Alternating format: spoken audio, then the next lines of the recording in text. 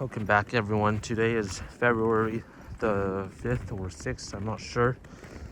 All I know is that it's Chinese New Year's, and I figured instead of covering Indian history, I'll go over Chinese history instead, because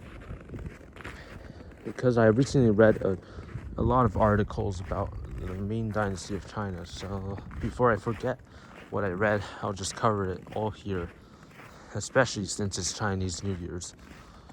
Don't worry, I'll be going back to Indian history after this, hopefully. My hands are a bit cold, so maybe not today.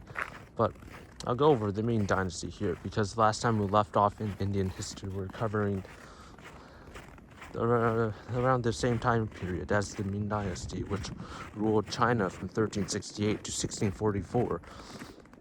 Oh yeah, and in the last few days I haven't posted anything, sorry if anyone was really watching, because there's a lot of snowfall. There's a lot less snow now, which is why I'm here. Alright, so anyways, let's get started with this episode. The Ming Dynasty reigned from 1368 to 1644, but its establishment was pretty much inevitable by the mid-14th century. Mongol mismanagement of the Chinese economy due to famines, plague, inflation, and lack of representation for the Chinese people all stemmed to resentment for Mongol rule. And that led to the Red Turban rebellions, which overthrew the Mongol-run dynasty. The rebels reached as far as Kambelik in Beijing and the Mongol region south, Karakorum, which they attacked. Then the Mongols retreated from China, and the Chinese retreated from Mongolia. And the two remained separate entities until the Qing Dynasty.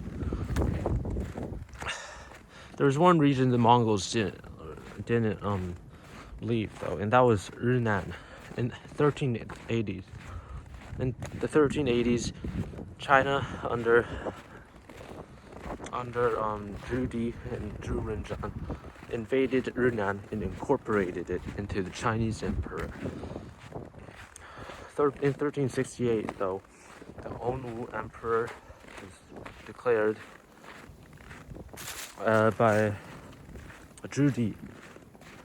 I sort of phrased that weird.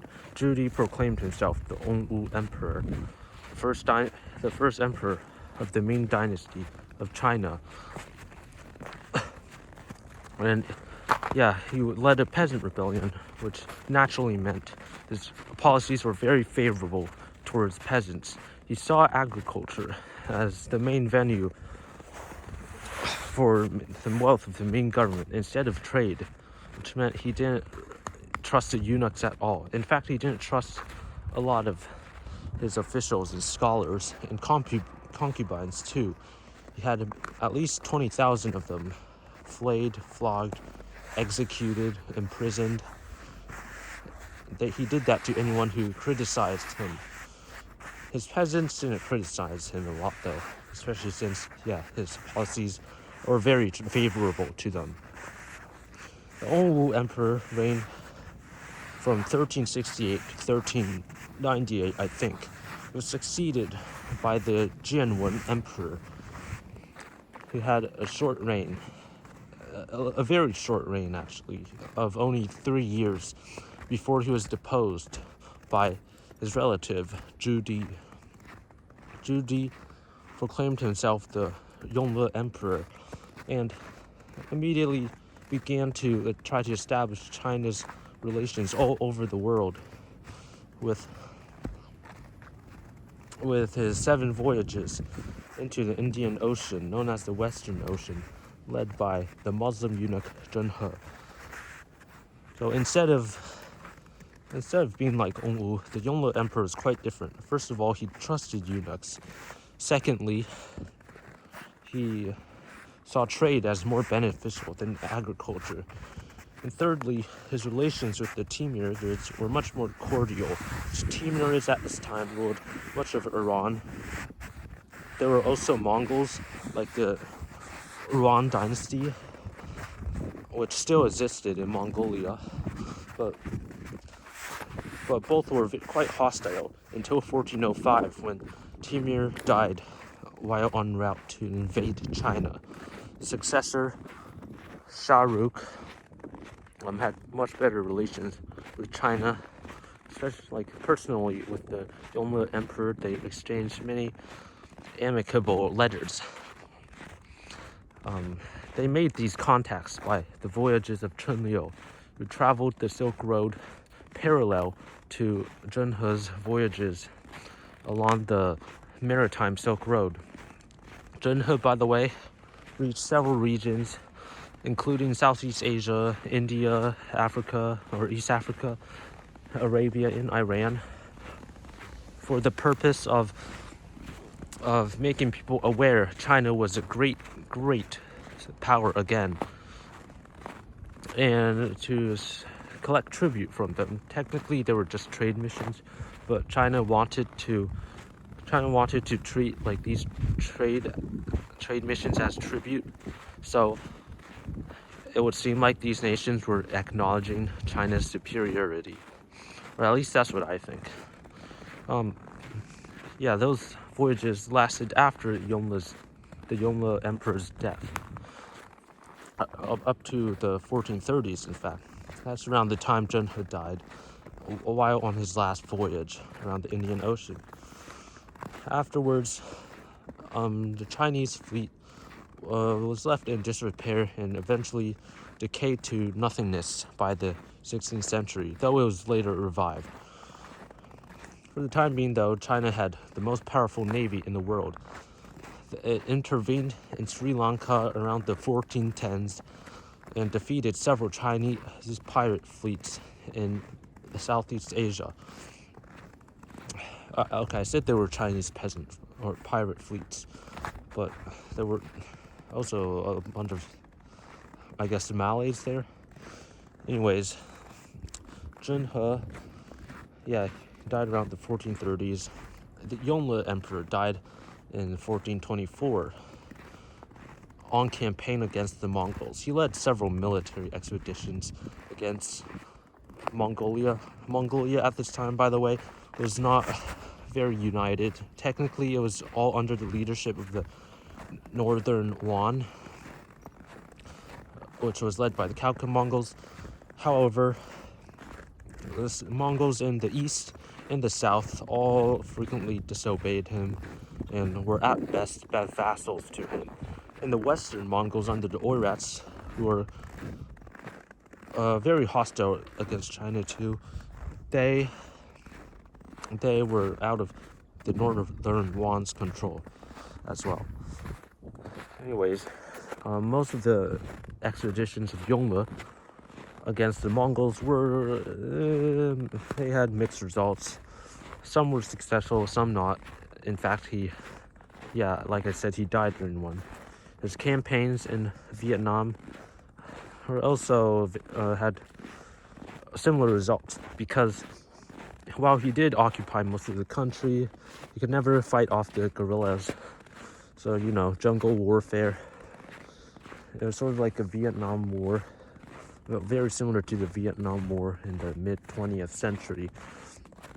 And once he died, his successors pulled out of Vietnam.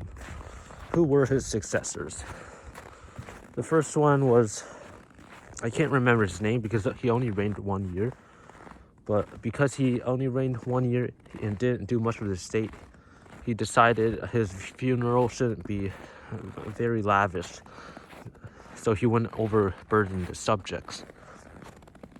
His son had a similar mentality. He was known as the Hongxi Emperor, and his reign was the high point of the Ming Dynasty. The Hongxi Emperor worked as a peasant for one day and decided he couldn't stand it. And when he thought of how millions of Chinese had to work like this for every day in their lives, he decided he had to be more favorable to the peasants, just like Hongwu. So that's what most of his policies were. He only reigned for 10 years, however, and After that, the eunuchs came to power. Well, they didn't at first during the reign of the Inzong Emperor, whose I think empress or empress mother kept the eunuchs in check. But after 1442, she died, and the eunuchs gradually began to dominate the Chinese government and favor trade, as well as many military missions into Mongolia, the largest of which was one near Tumu, which, yeah, it was destined for failure. 500,000 men with very, very lackluster logistics could not be managed by the Chinese army well. In 1449, when they invaded Mongolia and failed, the Inzong Emperor was captured and returned in 1450 because nobody in China wanted him back. The next emperor was, I think, the Jintai Emperor, who came to power in the midst of a Mongol counterattack. The Mongols made it as far as Beijing. That's how you know the Tumu crisis was such a failure. Or Tumu invasion, whatever. But the Jintai Emperor was able to maintain composure in the Chinese state and push out the Mongols again. Another car. So, for around 8 years, the Jintai Emperor was in power, and yeah, he re-stabilized things quite a bit. Not a bad emperor, if I have to say. But in around the 1457, the eunuchs deposed him, and the Inzong Emperor came back to power as the Tianshan Emperor, and he reigned until 1467. During this time, you probably guessed, like I said over and over, the eunuchs were very, very prominent. The most famous was probably Wang Anshi, I think his name was. He was the one who led the failed expedition to Mongolia, who set the whole thing. But during the time of the eunuchs, taxes on peasants were also reduced to like 3%, probably the lowest in the world at that time. So that means the peasants wouldn't be overburdened, but it also meant the Ming government was constantly out of money, or at least close to bankruptcy, because so little tax was being collected from the state. And yeah, indeed, in 1449, during the Tumu crisis, the main currency was severely devalued. There were no longer the hegemons of global trade. And yeah, their navy declined as well. The next emperor after the Tianshan Emperor wasn't much better. He was the Chunhua Emperor, and during the early years of his reign, he did try to reduce taxes even further. But by the end of his reign, he was being very repressive. There were multiple peasant rebellions during the later parts of his reign, and like freedoms were severely curtailed. He was quite autocratic, and yeah, that's what China had to face for like 10 years during the last parts of his reign. He died in around the 1480s, was succeeded by a much better emperor, in my opinion, the Hongzhi Emperor. Not the Hongxi Emperor, the Hongzhi Emperor. The Hongzhi Emperor also reduced taxes, but much more successfully, and unlike his father, he listened to criticism well. He took it well. So, yeah, freedoms were mostly restored to the common people. He was also unique in Chinese history for being one of the few emperors to take only one wife, as opposed to multiple concubines. The Hongzhi Emperor reigned for around 13 years, or no, 18, and he died in the 1500s. And I forgot to cover this, but during the reign of his father, the Chunhua Emperor, they launched several plowing expeditions to Manchuria. Manchuria had been under Ming Chinese suzerainty for quite some time now, ever since the Mongols were expelled. But they weren't like a direct part of China, so they had to be pacified over and over. Also, Tibet, technically a part of Ming China, but there were a lot of independent states there, and China only said it was, well, people only say it was part of Ming China because China said so. Alright, anyways, back to the emperors. The next in line was the Zheng Emperor. It was not like his father or grandfather. The Zheng Emperor was actually very, very childish because he came to power at a young age and also died at a young age, probably as a result. He didn't manage the affairs of the state very well. In fact, he left it mostly to the eunuchs. The Confucian officials had sort of regained power ever since the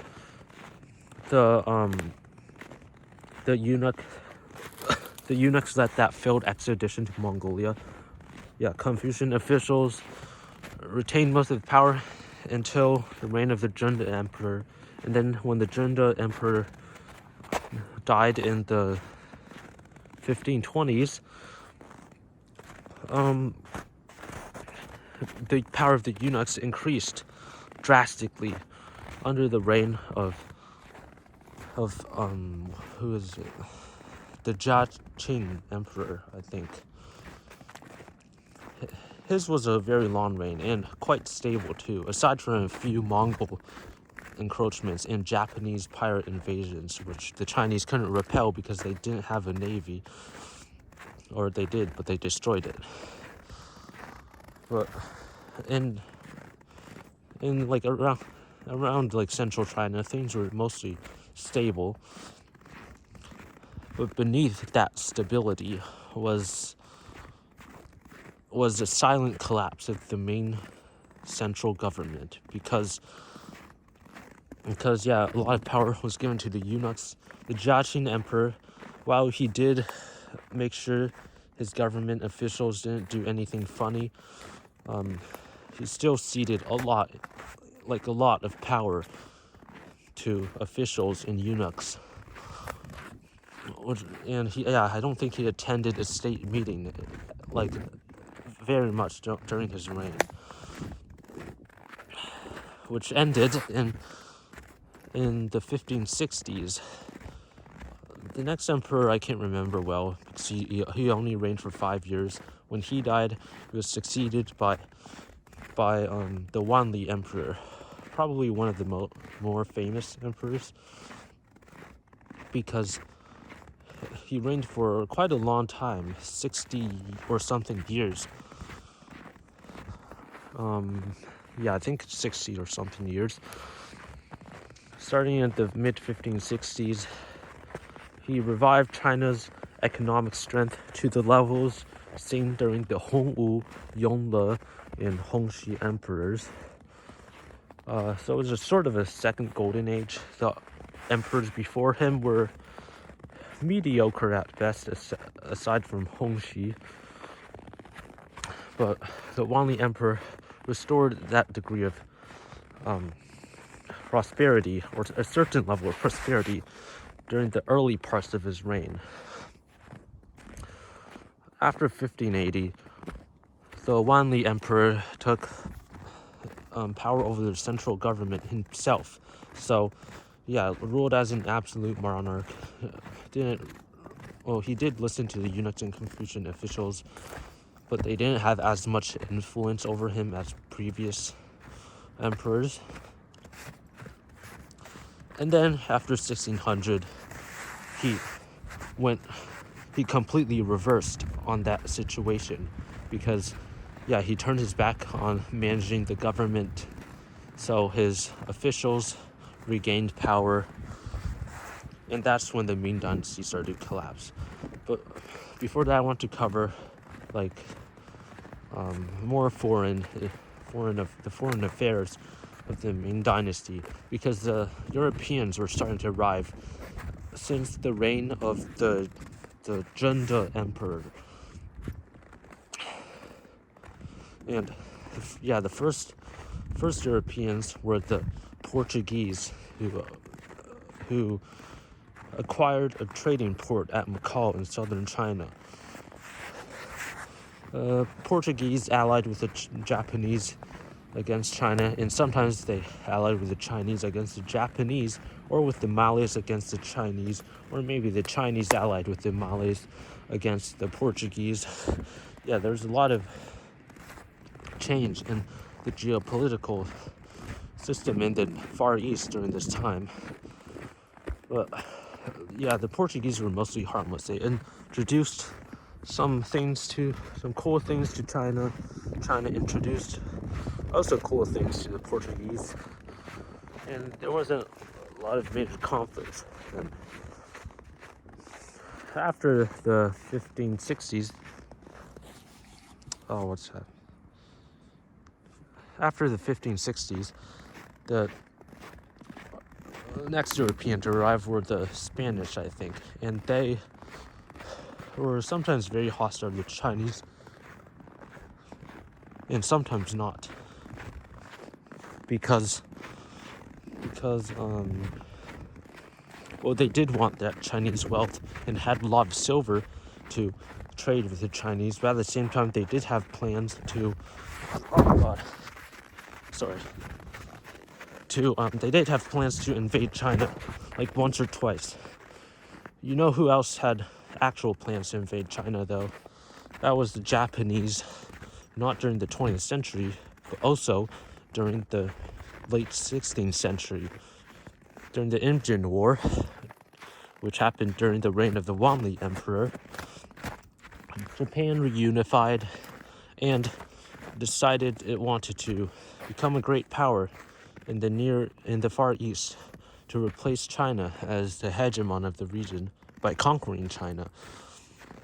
The leader of Japan at that time was quite a megalomaniac. He invaded Korea first to get to China. Korea didn't want to offer him safe passage, so for the next 6 years, the Japanese were bogged down fighting the Koreans. They occupied most of the country, but then the Chinese stepped in to save the day. And the Koreans also saved themselves, sort of, by cutting off the Japanese supply lines due to a seriously great naval commander, Yi Sun-shin. And that's pretty much how the Koreans won the Imjin War, as well as the Chinese. I don't know where I'm going. Okay. The Chinese couldn't use their full force to fight the Japanese during the Imjin War, though, because they had other matters to deal with in Yunnan, where rebellion was happening, and another one, I'm not sure, is it against the Mongols? Probably somewhere around the steppes. Yunnan in this period, however, was seen as a Chinese province, but it also wasn't really, because most of the power was vested in local Tutsis. Tutsis were like chiefdoms who ruled in a system similar to feudalism. So you sort of had a feudal mandala system in southwestern China, and that reached to Guangxi from Yunnan as well. But after the Bozhou Rebellion, one of those chiefdoms were abolished and annexed directly to the Ming Dynasty. Yeah, that rebellion involved 200,000 men. Quite costly, I think. Combined with the wars of Korea and with the Mongols, a lot of the financial resources of the Ming were already being drained, and that the fact that Spanish silver was flowing in way, like, very, very large quantities into the Chinese economy wasn't helping as well. So after the Wanli Emperor started neglecting government affairs after those 3 wars, the Ming Dynasty went into decline. The Wanli Emperor finally died in 1620. The next emperor was pretty incapable. He literally couldn't read. He was illiterate and dominated by another eunuch as well. And then the emperor after that wasn't much better.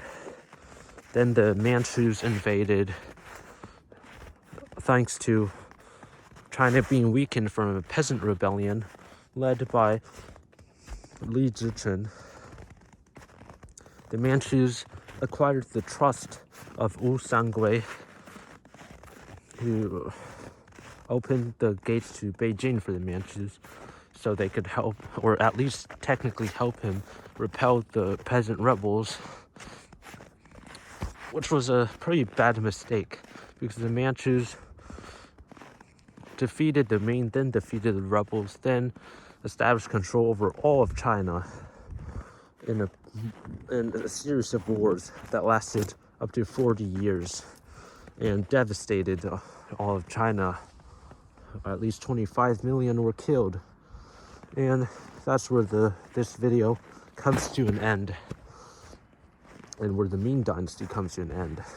That would be the last native Chinese imperial dynasty ever, unless you count Ran Shikai, who technically founded a dynasty as an emperor. Regardless, though, the Ming Dynasty itself didn't end in 1644, but Ming China did. As for the Ming Dynasty, their descendants lived on as sort of like the only nobles in Qing China. If you remember, there were no hereditary privilege in imperial China, or there wasn't a lot of hereditary privilege and nobility and aristocracy in imperial China. So it's quite astonishing that the Qing decided to keep the Ming as nobles, up to the 20th century too. The title was the Marquis of Extended Grace, and during the early 20th century, they were abolished. So that's the end of this video. It wasn't very articulate, but I hope you get the general gist of Ming Chinese history. That's pretty much all there is to cover. Maybe I missed a few things here and there. But anyways, I'll see you probably tomorrow. Well, if anyone's watching. Okay, bye.